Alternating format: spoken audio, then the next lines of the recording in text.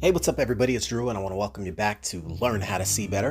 And today, one of the things I want to talk about that's important to share is your resistance to assistance. Yeah, I know it sounds like a funny play on words, but one of the things I've actually learned as an entrepreneur is that sometimes we are all wired differently as entrepreneurs. We may have the courage to go and try to do our own thing, build our own business, cut the ties with the Iron Maiden and make that plunge and leave corporate America, right? Some of us may be extroverts. Some of us may be introverts. Some of us may be highly technical. Some of us may be very outgoing and social. Some of us may be analytical. Some of us may be mission-based or cause-driven.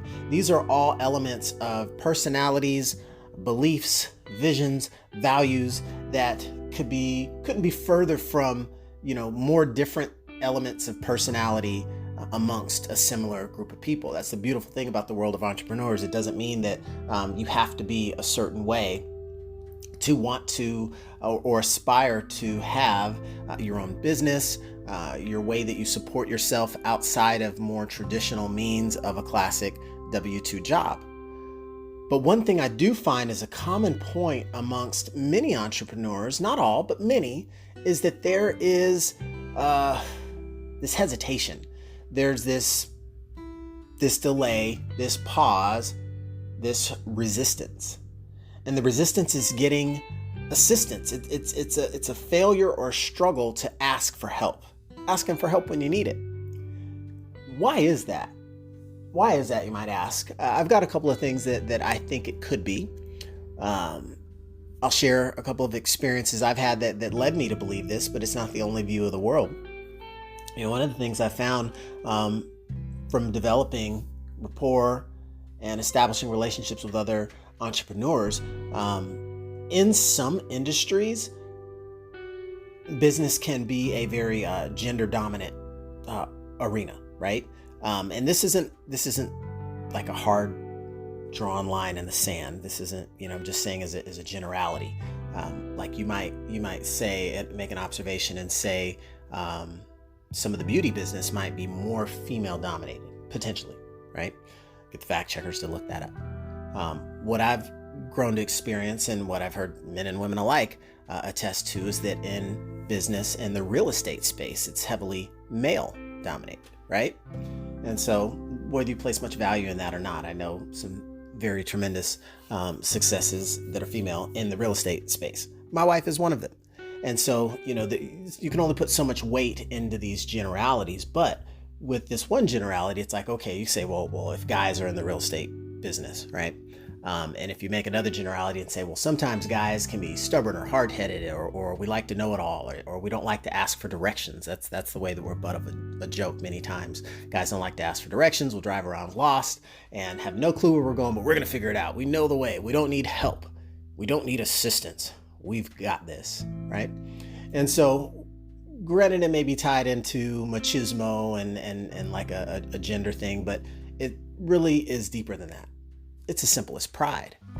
It's as simple as the appearance of a degrade or a demotion in status if you need help, which is unfortunate because you know what? All of us need help. We all come into the world, naked, scared, and alone. And so it's one of those things where we need help getting through life. As we grow as babies, even as adults, we need help. And as we get into our senior years and later in life, there's times we need help. We always need help. And we always need to be helping others. So as opposed to resisting assistance, we actually ought to flock towards assistance. How can you get help? Who do you love? Who do you know? Who are the people around you that pour into you because they've got that love? How can you reciprocate that by pouring back into their world, their lives, their community, their spirit, their psyche? There's so many different ways that we can give and receive help. And so it's important to start to break down and look at what the resistance to assistance might actually be for you.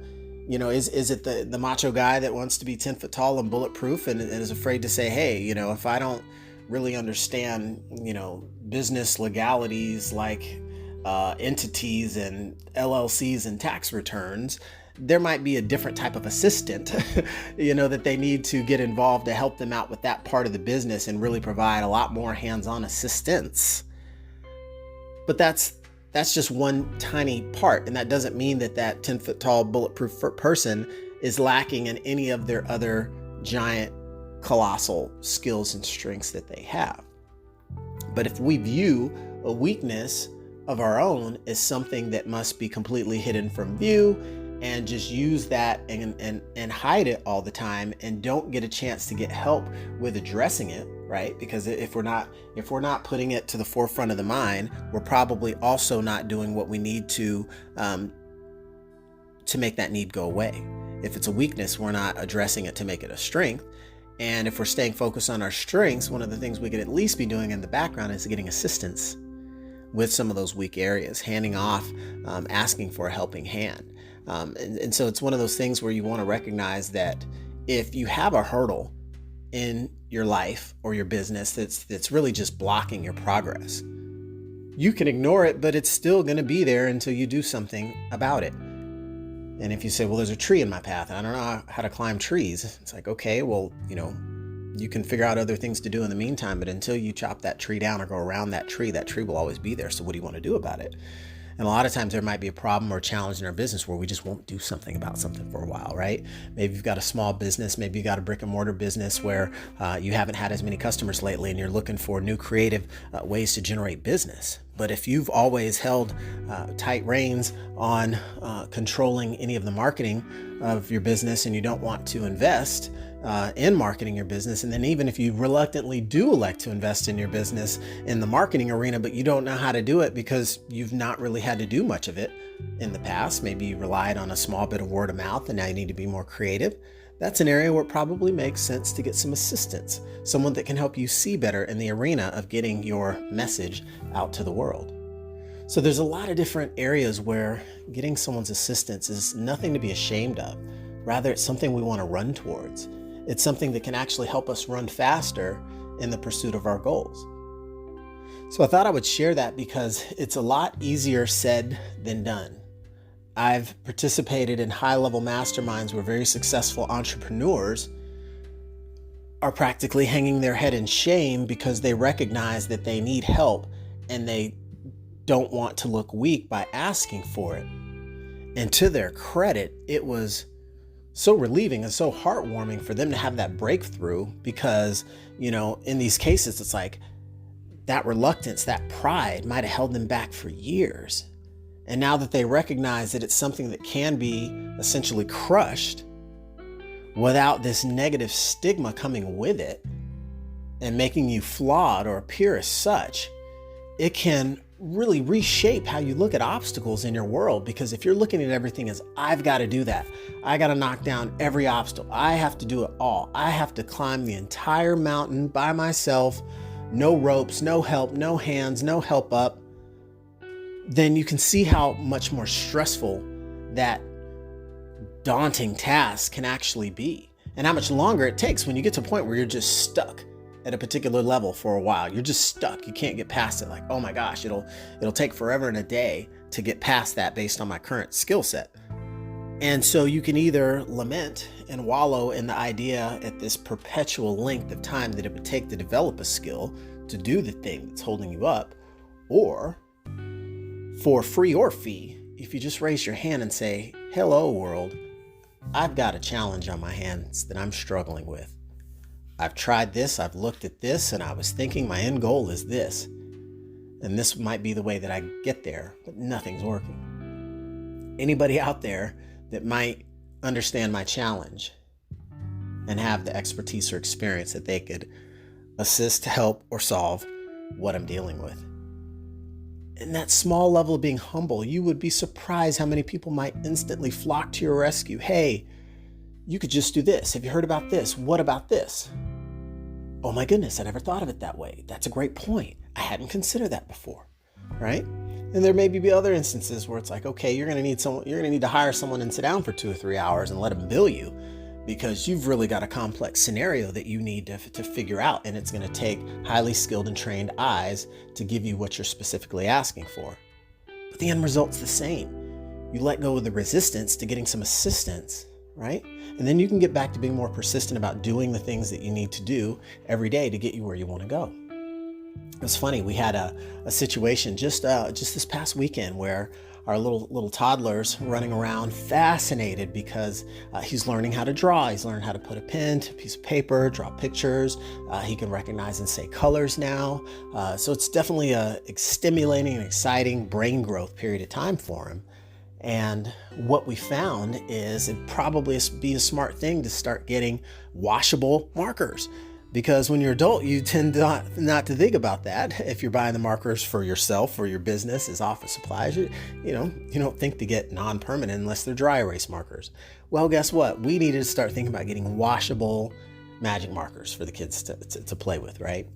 And I kid you not, over the weekend, it seemed like 1 minute that this little scooter was moving and was on the go. We had our backs turned and he was running and giggling and having fun. And next thing you know, he'd taken a black magic marker and drawn it all over our favorite recliner lazy boy chair that happens to be a very nice and clean and light tone beige in color. And just like that, oh my goodness, this thing was ruined. Our kid had drawn like the most artistic scribble you could ever love to hate in that moment of like, oh, you got us.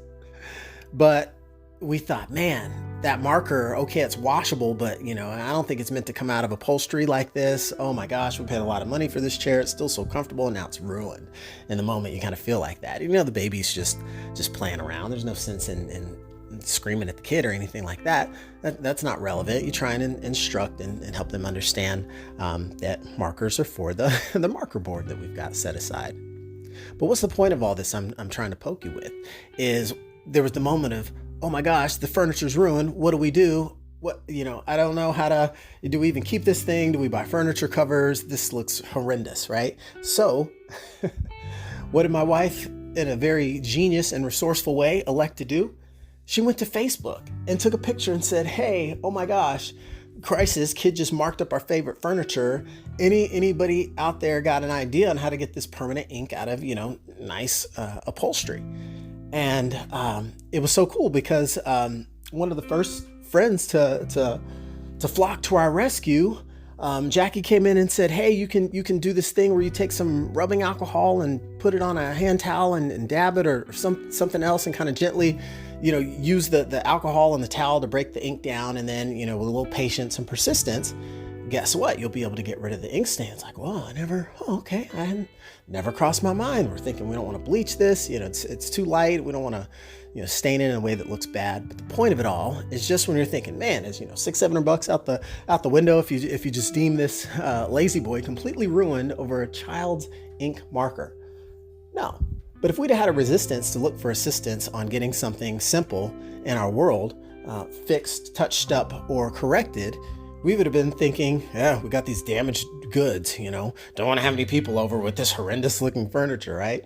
I know this sounds a little facetious, but the point that I'm making is just by raising your hand and asking for help. And we didn't have to invite the Kirby steam cleaner guy over for the 45-minute demo and hard close. No, we just asked the universe, and what came back within moments was the assistance we needed. So in very simple domestic everyday life instances, that can be useful, but it can also be useful in other pretenses. If you're talking about a business situation, if you're talking about a personal challenge that you might be dealing with, right, that you need to break through. So if I haven't driven it home by now, let go of your resistance to assistance. Because once you start to be able to recognize that you need help, it'll help you ask. And then some people have a challenge with the asking, and maybe that even has to do with how much giving we've been doing. Because one of the most valuable lessons I've learned in the last decade probably is the law of reciprocity, right? I mean, it's understanding that it takes giving. Giving begins the receiving process. There is no receiving unless someone's giving, right? So you have to, in some cases, learn to give more. It's just how the universe works. You learn to give more, and you receive more as a part of that. So I won't go too much into that. That's a whole separate topic in and of itself. But to close this one out, I think you guys can get what I'm coming across here with, and I hope you find it valuable. And the call to action would be for you to go out and help someone today. It'd be two things. Number one is say, hey, what is the area of my life or my work life, my career life, my spiritual life, my business life, my physical life, my relationships, where I might need a little bit of help, where I feel kind of stumped. And figure out a way you might ask. You might check in, you might send a couple text messages out to a trusted colleague or family member, right? You might put it on Facebook and say, hey, world, I got a challenge on my hand. Here's what I'm doing about it, and here's what I need some help to do with it. And you may be surprised in the abundance of help and love that come back your way, from a distance. So that's what I've got for you today. Let go of your resistance to assistance and be dumbfounded by the amount of abundance that could come your way from just being willing to ask. Don't be afraid to give. And you can start by giving this episode to someone you know that would appreciate it and benefit from it. Thanks again for joining. This is your host, Drew Davis, signing off. Catch you on the next episode.